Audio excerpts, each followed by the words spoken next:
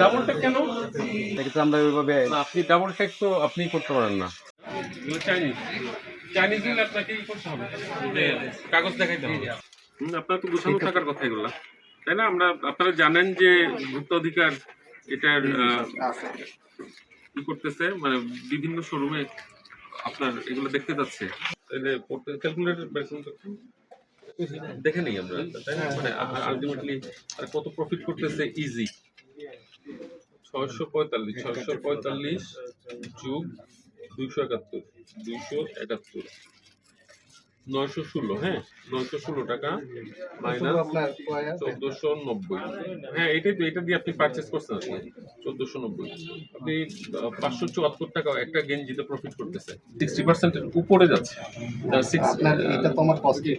পড়তে এইটা কি আপনারা এত প্রফিট করতে পারেন? এটা তো যদিও আপনাদের মালিক পক্ষের এটা আনসার দেওয়ার কথা, তারপরও আপনাদের কাছে মানে স্বাভাবিকভাবে একটা প্রশ্ন জাগে না? আপনি একটা গেঞ্জিতে আপনি 574 টাকা আপনি প্রফিট করবেন, এই প্রাইসটা যে আপনারা রাখতেছেন এর কারণটা উল্লেখ করে আপনারা রিপোর্ট করবেন আমাদের অফিসে আজকে ভোক্তাধিকারে, ঠিক আছে? এটা আপনি যে 574 টাকা আপনি রাখতেছেন, মানে কোন হিসাবে আপনি 574 টাকা রাখতেছেন? ওই যে ডাবল টেকের জন্য জরিমানা করলাম, ঠিক আছে? আপনার 20,000 টাকা জরিমানা করো। যে বাইরের যে গেঞ্জি তারা চায়না থেকে তারা ইম্পোর্ট করেছে, ঠিক আছে, ইম্পোর্ট করেছে, তারা আমাদের কাগজ দেখিয়েছে, কিন্তু কথা হচ্ছে যে একটা গেঞ্জিতে 550 টাকার মতো প্রফিট। এটা কিভাবে আসলে? এটা এখানে তারা লিখেছে যে 1490 টাকা।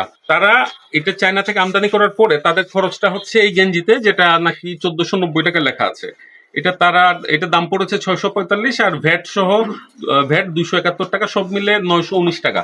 তাদের আমদানি কৃত যে মূল্যটা, তারা 916 টাকায় কিন্তু এটা পারচেস করেছে। তাদের খরচটা 916 টাকা। এরপরেও যদি খরচ থাকে, আমরা 50 টাকা ধরে নিলাম, কিন্তু তারা কিভাবে এটাতে 574 টাকা তারা এটাতে প্রফিট হিসেবে ধরছে আর কি। বোঝাই যাচ্ছে যে এখানে ঝামেলা আছে। তো আমরা বলেছি তাদেরকে, তারা কিভাবে এটা এত মানে তারা এই 60% এর মতো তারা কিভাবে প্রফিট করতে পারে। হ্যাঁ ইজি, এটা আমাদের কাছে এই যে কারণ দর্শাবে আর কি।